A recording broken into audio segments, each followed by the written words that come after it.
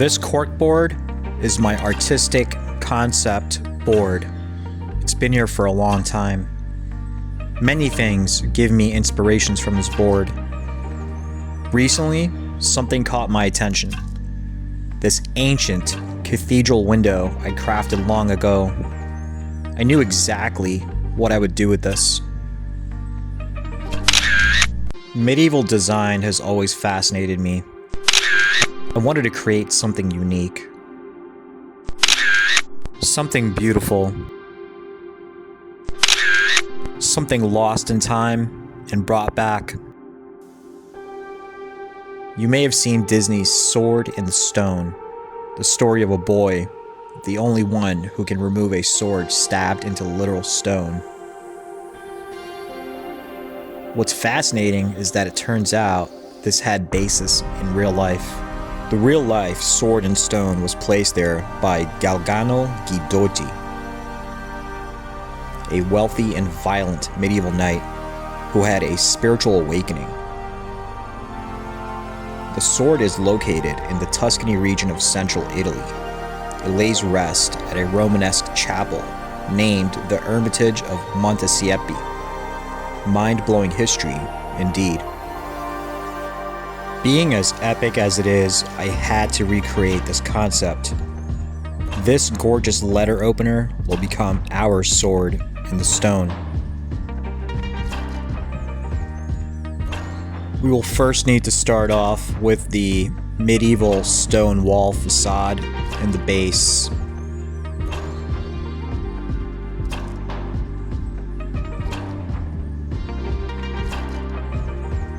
You see, as a small kid, I can recall my folks reading the Disney version of Sword in the Stone. Then I watched the Disney animated movie. In my mind, I just stamped it off as a childhood fairy tale story. It was not until recently, when I researched this, that the enlightenment happened as to historically rooted facts. Truly fascinating.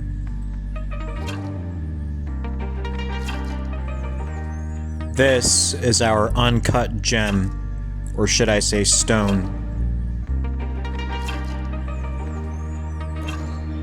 Galgano Guidotti was wealthy and highly aggressive as a medieval knight. He spent his youth participating in brutal feudal skirmishes and territorial raids for local bishops. Following his father's death, Galgano began experiencing profound spiritual unrest and vivid mystical dreams. The archangel Michael appeared in these visions, commanding the violent knight to change his ways. In late 1180, Galgano resisted an arranged marriage and fled to the hill of Montesiepi. Overcome with sudden remorse, he decided to renounce his wealth and dedicate himself to God. To symbolize this transformation, he proclaimed that changing his nature was as impossible as splitting rock. He struck his blade against the bedrock, but it miraculously slid effortlessly into the solid stone. Only the crossguard remained exposed, creating a perfect holy crucifix for the newly reformed penitent. Galgano spent his final months living as a peaceful hermit in a crude hut beside the sword. What a profound transformation.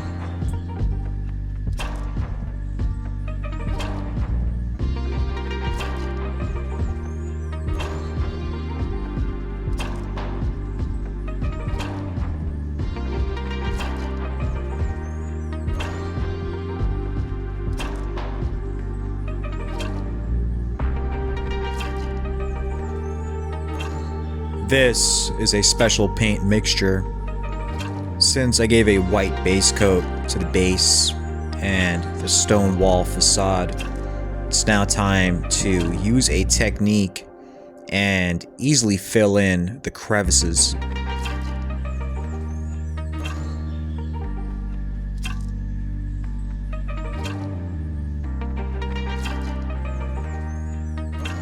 A reminder, if you are enjoying the video, be sure to hit the like, share, subscribe, and notification icon buttons.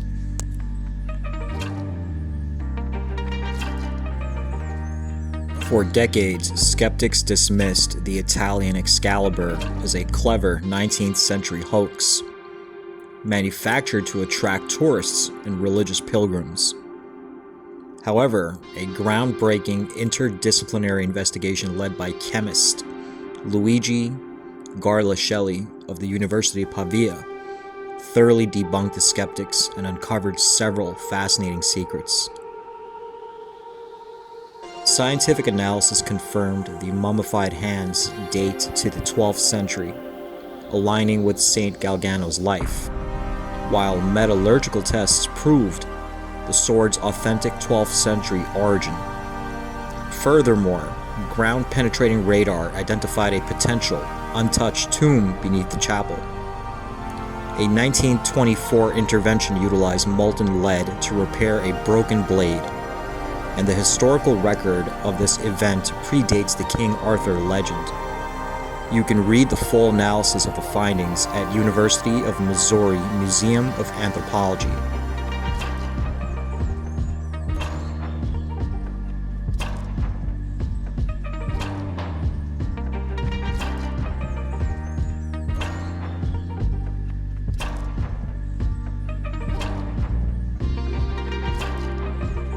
This part truly makes me feel like an archaeologist.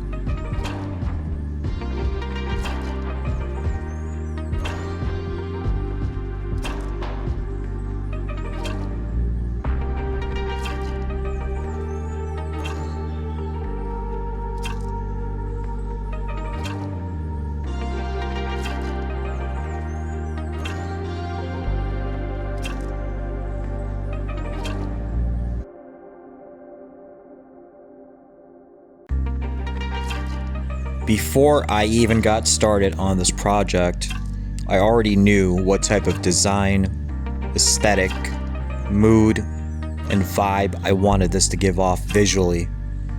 Since most people only know about the kid-friendly Disney version of this tale, which holds a kind of childlike appeal to it, I wanted to recreate this concept with realistic medieval tones, darker shades, regal color work, in order to have it appear like a gorgeous landmark and museum piece simultaneously.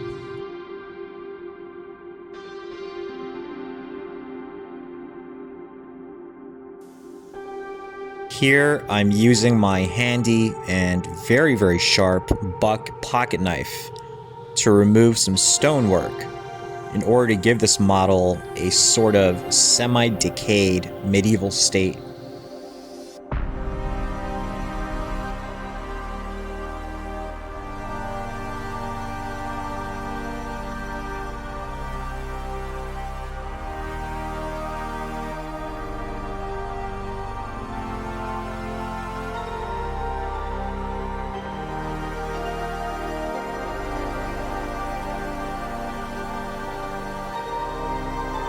Did you know this fun fact about medieval castles and structures? There are actually far more medieval castles and/or structures in a state of ruin or partially ruined as opposed to being fully intact on a global scale. Here are some reasons why and how this is. Locals frequently dismantled castles to use the free stone for building nearby villages. Others intentionally destroyed their own roofs to avoid paying steep property taxes. The invention of cannons made stone walls useless, forcing nobles to move to modern palaces. Without feudal workers, there was no one left to maintain the massive structures. Families ultimately abandoned them because repairing centuries-old stone was astronomically expensive.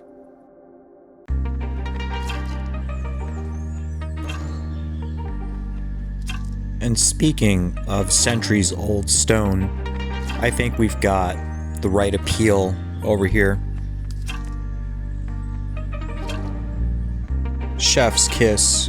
Absolutely gorgeous. Galgano would have been jealous.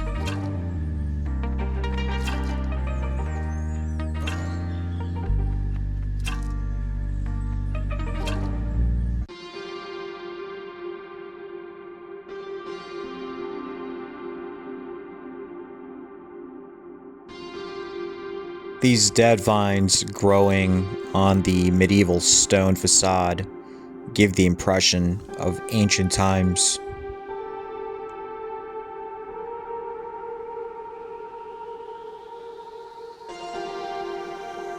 I just love the quality of moss from this brand, the Moss Collection.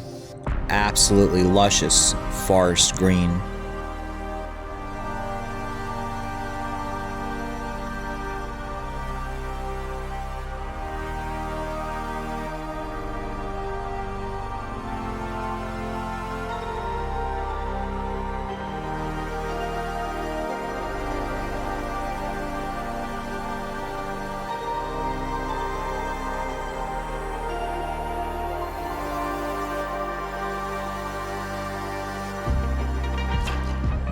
Since we have dead vines from the ground up, I decided a dual contrast environment would complement this model. So I'm adding these brighter green wallflowers or plants.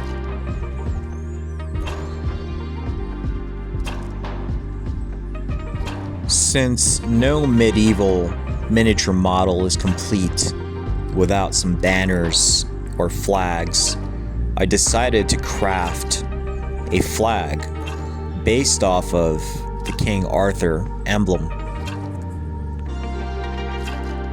I'm going with a very royal red color here.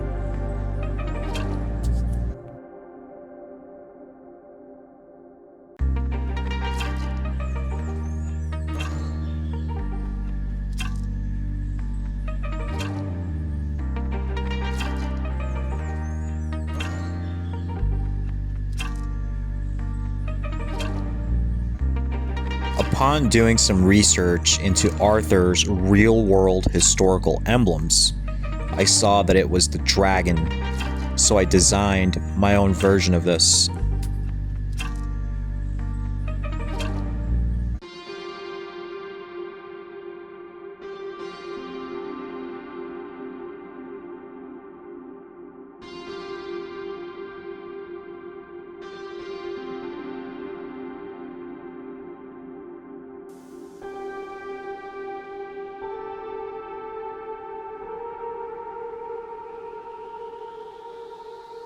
If you noticed, I also took the flag and gave it a very tattered and weathered appearance, suitable and both accurate to something that's ancient and preserved.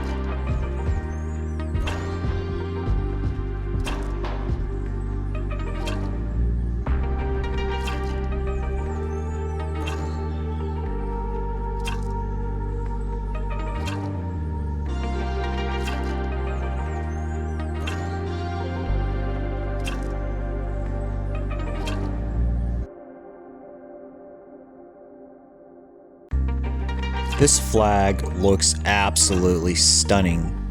It looks like it's seen the ages over time.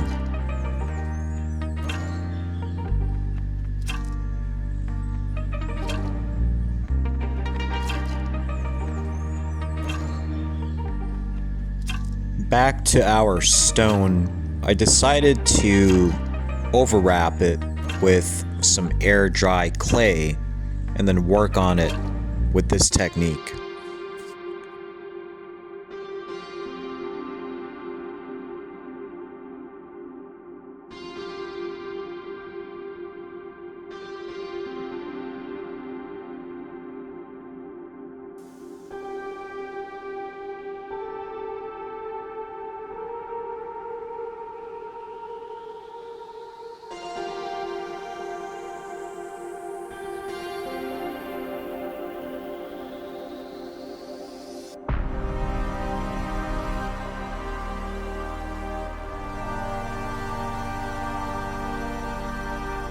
Amazing, isn't it?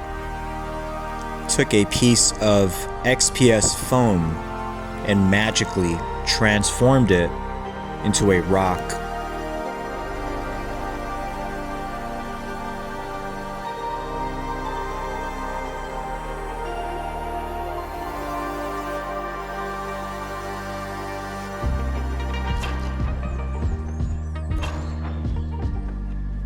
I'm using a stippling sponge method to add some olive drab highlights, tones, and blemishes onto the rock.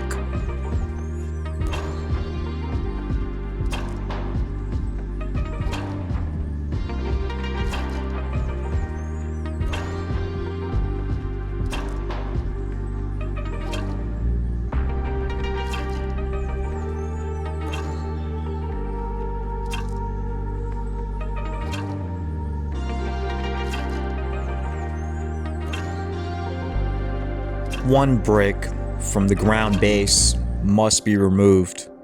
This will come in handy later as a slot for the flagpole.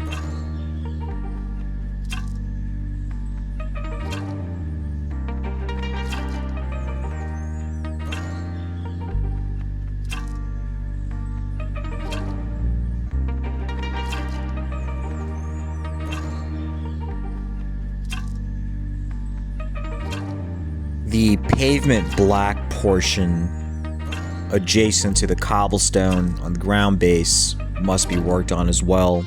It looks too uniform otherwise.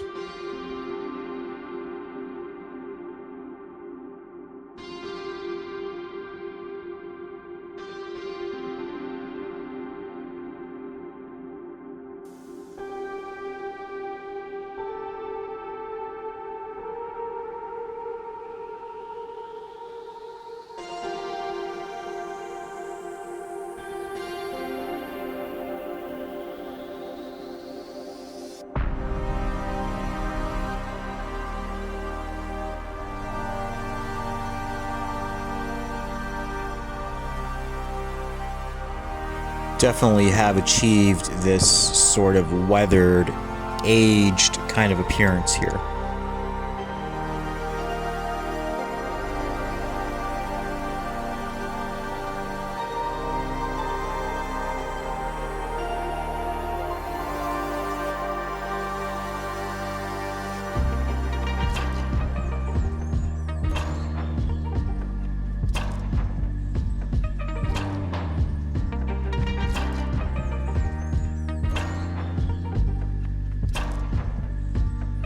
Some dry, dead leaves for our dead vines.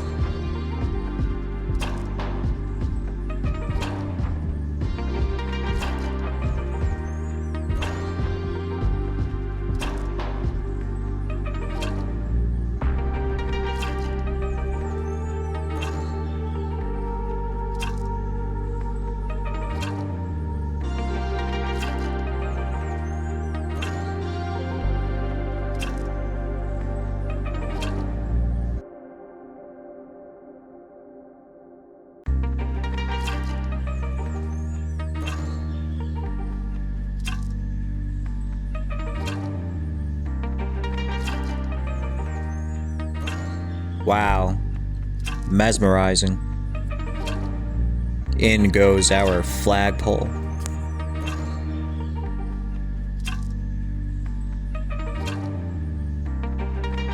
We definitely need some signage here as well.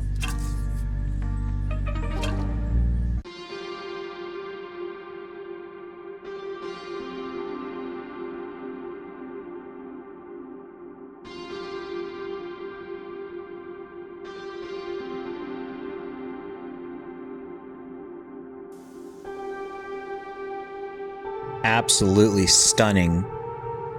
If this model were a real location, would you like to visit it? Leave a comment and let me know below. Let's have a closer examination of this gorgeous craftsmanship on our sword.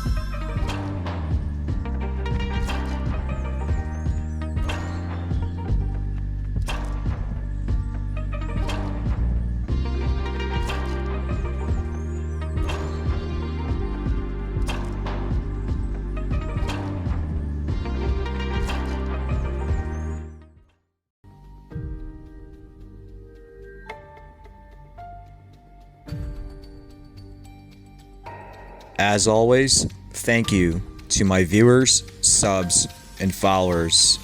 You can expect more amazing builds. Now on to the reveal.